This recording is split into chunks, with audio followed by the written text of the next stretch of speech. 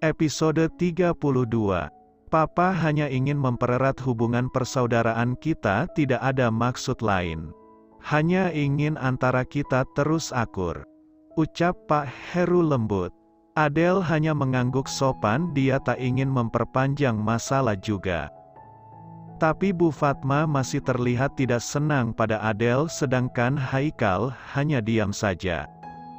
Bagaimana dengan pekerjaan di tempat barumu, Kal? Apa ada kendala? Tanya Damian. Lumayan baik, Om. Hanya ada beberapa kendala kecil dan masih bisa diatasi. Maklum cabang baru, jadi masih banyak yang belum mengerti dengan aturan dari perusahaan. Ada beberapa karyawan baru yang harus diperhatikan kerjanya. Jawab Haikal sambil menyuap nasi ke mulutnya. Bu Fatma dari tadi melirik ke arah si kembar yang tengah bermain dengan pengasuh mereka. Entah apa yang dipikirkan ibu tua ini. Satria pun juga tengah ikut bermain bersama si kembar. Satria yang terbiasa sendiri merasa bahagia ada anak Damian dan Adele yang menemaninya. Baguslah, lambat laun kamu akan mulai terbiasa. Oh ya, katakan pada Fajar jika ingin bekerja masuk kembali ke perusahaan Adele atau perusahaanku. Tawar Damian. Kenapa tidak di perusahaan yang dipimpin Haikal saja? Biar Fajar tidak terlalu canggung. Ketus Bu Fatma. Tidak. Aku tidak membenarkan dalam satu perusahaan ada ikatan darah ataupun suami istri. Aku dan Adele saja berpisah kerja. Jika Fajar ingin pekerjaan, datang padaku. Jawab Damian cepat. Dia tak ingin perusahaan yang sudah dia pimpin hancur oleh orang lain. Jika ingin ikut aturannya oke, jika tidak boleh keluar. Memang sudah seharusnya begitu, Ma. Papa suka prinsip Damian yang lebih profesional. Tidak memandang bulu. Semua sama jika ingin sukses. Sahut Pak Heru. Kapan kamu tidak mendukung adikmu itu, Pak? Meskipun salah tetap akan kamu bela. Ingat, dam roda itu berputar sekarang, kamu boleh merasa kaya suatu saat kamu akan butuh kami. Gumam Bu Fatma pelan. Ma. Tegur Pak Heru tidak senang dengan ucapan istrinya ini, selalu tidak suka dengan kesuksesan orang lain. Benarkan ucapanku, kamu selalu membelanya. Ujar Bu Fatma berdiri menyudahi makan nih. Dia ikut bergabung bersama Haikal dan si kembar untuk bermain. Makan malam kali ini tidak terlalu tegang dan tidak juga ada candaan. Karena ini pertama kali Adele bertemu kembali dengan Mama Haikal setelah mereka bercerai. Membuat Adele masih terasa sedikit canggung, tapi masih tahap wajar. Setelah malam mereka duduk di ruang keluarga sambil berbincang ringan. Pak Heru yang sangat bersemangat saat ini. Dia bahagia melihat Damian dan Adele bahagia dengan rumah tangga mereka. Haikal dari tadi diam-diam memperhatikan Adele yang tengah menidurkan anaknya. Adele mengusap lembut punggung Bella sambil digendongan, terlihat jelas sisi keibuan wanita ini. Wanita yang dia hianati dulu, wanita yang masih dia cintai sampai saat ini, tapi sudah bahagia dengan orang lain. Sayang, sepertinya anak-anak sudah sangat lelah. Kita sudah bisa pulang? Tanya Adele lembut. Suara Adele terdengar merdu di telinga Haikal. Membuat jantungnya berdegup kencang serasa Adele memanggil dirinya. Iya sayang. Kasihkan ngobrol sampai lupa.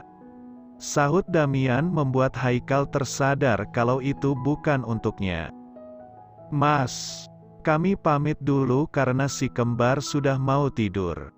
Ujar Damian dan diangguki Pak Heru. Pak Heru mengantarkan Damian sampai ke depan pintu rumahnya. Sedangkan Haikal sendiri hanya mengintip, dia belum terlalu kuat melihat mantan istrinya ini. Sayang, kamu tidak nyaman di rumah Mas Heru. Tanya Damian. Bukan tidak nyaman, hanya saja aku belum terbiasa. Untuk Mbak Fatma. Sayang, aku kenal Mama. Aku tahu bagaimana sifatnya, jadi kamu tidak perlu merasa tidak enak padaku. Dari dulu dia tidak suka padaku sayang, jadi untuk itu aku tak pernah ambil hati. Potong Adele, membuat Damian mengangguk mengerti. Dia pun juga tahu kalau Mama Haikal tak pernah menyukainya. Damian melajukan mobilnya dengan kecepatan sedang. Membelah jalanan malam. Beberapa bulan berlalu, Karin terlihat bingung. Karena perutnya sudah mulai kelihatan membesar, sedangkan dirinya tidak memiliki suami hingga saat ini. Apalagi Karin sudah mulai merasa lelah dengan kehamilannya. Ibu Karin juga sudah mulai curiga dengan perubahan anaknya ini. Kenapa kamu lebih sering muntah-muntah sekarang, Rin? Tanya Bu Warsi. Mahku mungkin kambuh, Bu. Jawab Karin sedikit gugup lalu segera pergi. Aku harus segera mencari lelaki yang mau menikahiku secepatnya sebelum anak ini lahir. Tapi di mana? Ya Tuhan, kenapa hidupku jadi begini? Ucap Karin meremas rambutnya sendiri. Kehidupan yang dulu dia bayangkan bisa menjadi ratu, kini malah dia berjuang sendiri tanpa suami. Karin memutuskan untuk kembali mendatangi kantor Haris. Karena memang ini anak Haris, mau tak mau dia yang harus bertanggung jawab dengan keadaan ini. Setelah bersiap, Karin segera pergi. Kemana, Rin? Tanya ibunya. Keluar sebentar, Bu. Sahutnya sambil berlalu tak menghiraukan panggilan ibunya lagi. Mohon maaf Mbak, Pak Harisnya sudah tidak di kantor ini lagi. Sekarang kantor ini dipimpin oleh adiknya Ibu Ninaujar Sari, sang sekretaris. Apa? Kemana dia pindah, Mbak? Tanya Karin terkejut. Beliau tidak bilang, Mbak. Hanya ada perpisahan kecil saja sebulan yang lalu, jawab Sari lagi. Air mata Karin turun tanpa permisi. Kemana lagi dia mencari pertanggungjawaban? Apakah ini suatu hukuman atau karma untuk dirinya yang sudah mengganggu rumah tangga orang lain? Karin berjalan pelan menelusuri trotoar. Apa yang harus dia lakukan saat ini? Tubuhnya lemas, butuh asupan makanan, sedangkan uangnya tak ada lagi. Kepala Karin terasa pusing berjalan di bawah terik matahari siang. Tubuh perempuan itu tiba-tiba ambruk di jalanan, membuat orang merasa kasihan dan membantu mengangkatnya ke pinggir. Kerumunan membuat hati Haikal tergerak untuk melihatnya. Haikal yang hendak makan siang melihat keramaian orang segera berhenti. Kebetulan itu dekat dengan kantor Haikal. Ada apa, Pak? Tanya Haikal pada salah satu warga. Wanita pingsan. Jawabnya. Wanita pingsan. Gumam Haikal menepikan mobilnya, dia takut kalau itu Adele atau ibunya. Haikal menelusuri ramainya kerumunan orang. Karin. Tanda seru, tanda seru, tanda seru. Pekiknya. Bapak kenal, bawa ke rumah sakit saja, Pak. Kasihan. Wajah pucat begitu, celetuk salah satu warga. Haikal mengangguk dan mengangkat tubuh Karin. Bagaimanapun juga dia masih ada hati nurani melihat mantan istrinya ini sekarang lemah tak berdaya. Jika terjadi apa-apa pada Karin, anaknya Satria yang akan sedih. Haikal segera membawa Karin ke rumah sakit. Ibunya dehidrasi. Beliau sedang hamil saat ini. Jadi tolong dijaga ya kondisinya. Janinnya melemah. Ucap sang dokter membuat Haikal terkejut. Setahunnya Karin tidak pernah menikah lagi setelah bercerai dari dirinya. Anak siapa yang dikandung Karin? Haikal melihat wajah pucat Karin yang begitu memprihatinkan.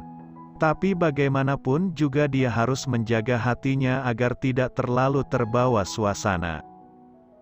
Dia dan Karin hanya masa lalu, kini Haikal ingin menikmati hidup sendirinya tanpa gangguan siapapun. Setelah dokter keluar, Haikal mendekat ke tempat tidur Karin. "Kamu terlalu liar, Karin," gumamnya pelan. Perlahan-lahan Karin membuka matanya. Dia bisa merasakan bau tubuh Haikal, mantan suaminya ini. Karin hafal betul dengan parfum yang dikenakan Haikal. Meskipun masih ada perasaan cinta, tapi Haikal tak mau menerimanya lagi. "Mas," panggil Karin. "Kamu sudah sadar? Kamu harus banyak istirahat agar kandunganmu baik-baik saja," ucap Haikal. Karin mengalihkan pandangannya, dia malu menatap Haikal saat ini. "Anak siapa?"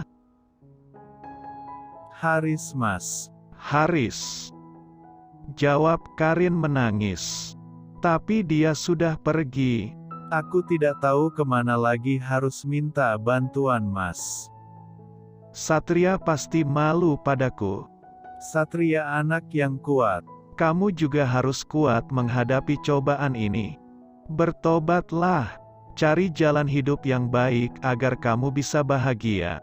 "Mungkin ini hukuman bagiku, Mas," ujar Karin. "Mas, apa memang tidak ada kata maaf untukku lagi?"